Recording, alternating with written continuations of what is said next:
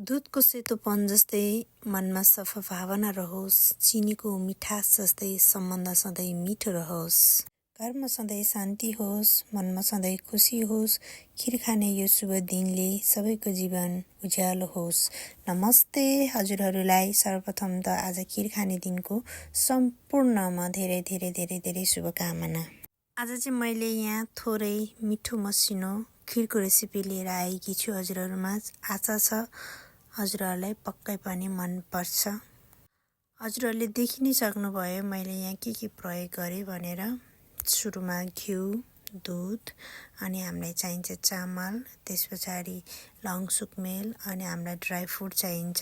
यो सबै मिलिसकेपछि चाहिँ खिर एकदम रेडी हुने रहेछ है। खिरसँगै मैले चाहिँ यहाँ साँधेको आलु पनि एड गरेको छु।